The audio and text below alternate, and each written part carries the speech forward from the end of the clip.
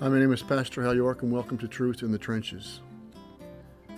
Our Proverbs for today is chapter 13, verse 20. He who walks with wise men will be wise, but the companion of fools will suffer harm. Who we hang around with, who we walk with, matters. Why? Because who we hang around with, those people we choose to be our companions in life, these are going to be people who shape our lives, whose behavior is going to have a profound impact on our behavior. Who we hang around with matters. Who we choose to be our friends is a big deal.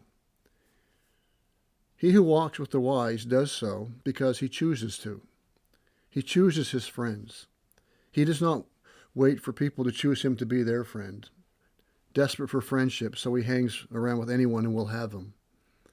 But sadly, that's how many kids today enter school, high school, junior high, desperate for friends. It's a very dangerous place to be because fools, sinners, evil people are always looking for people they can recruit. If sinners entice you, chapter 1, verse 10 says, do not consent. If they say, let's be friends, if they flatter you, build you up, make you feel special, it's not for your good, it's for theirs. He who walks with the wise is one who's determined they are going to surround themselves with people who demonstrate they are people of character. People who are wise make wise choices. And one of those choices they make is who they're going to have as friends. Friends who care about others, who have a reverent fear of God. Do you want to be wise? It begins with the fear of God. But that fear leads to a wise choice of companions through school, on the sports teams you join, who you marry, who you hang around with in life, basically. And as parents, we need to obviously pay attention to our children. Are they going to school desperate to fit in, desperate to find friends? They do anything to be accepted? We need to watch them, talk with them, warn them. Pay attention to who they are hanging out with. Are they talking less and less at home? Maybe they are hearing things and starting to believe things and do things they know you will disapprove of. It's hard to overemphasize the importance of this principle set forth in this verse. How many young lives have been shipwrecked because of unwise choices about who they walk through school with, walk through life with, who they choose as friends? Our associations, our companions, matter. I think I've said that a few times already. But I think we've forgotten this. We are so obsessed with being happy, with making sure our kids are happy, and they seem to be happy hanging around with that person who manifests this unwise behavior, even foolishness, and we let it slide. We don't do the hard thing, hoping it will just work itself out. But the wise person in your class in life may not be the coolest kid, the most popular, the most well-known. It may not boost your reputation to be their friend in the eyes of others. But that doesn't really matter. We need to remember that the companion of fools will suffer harm. That's what happens to foolish people. Look at how many people you might know, maybe in school, who are wise, went to church, were obedient to parents, were respectful to teachers, friendly and kind. They've been the brunt of a lot of jokes and mockery in school.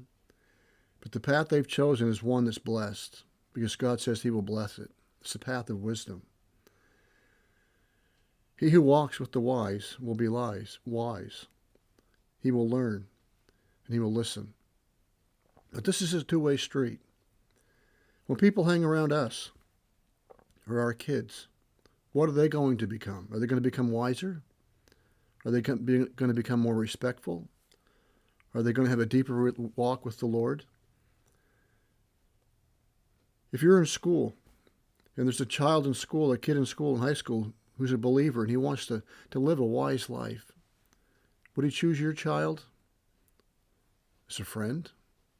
If a person came into your workplace looking for a wise person to hang around as they listen to you talk, as they see the choices you make in the coffee break room, how they hear you talk about the boss, your wife, or your husband, how you see the world around you, would that person be drawn to you and say, I'd like to be your friend?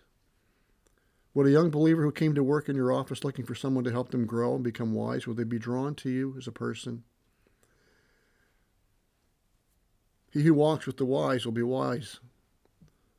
If somebody walks with me, are they going to become wiser? That should be my desire in my life. as a Christian? What impact am I having on those around me? I am not just responsible to walk with the wise so I can become wise. God wants me to help people to become wise who walk with me. And that's true for all of us. It's a wise choice to walk with the wise. It may not make you popular. It may not even lead to a promotion. But on that path, it will lead to honor and blessing and joy, security, enjoying life, having been kept from the evil in this world. He who walks with wise men will be wise, but the companion of fools will suffer harm. It's a very important principle we need to drill into our children, and we need to remember ourselves. May this truth guide us and guard us in the trenches of life as we seek to live our lives for the glory of God and the good of others. May God bless.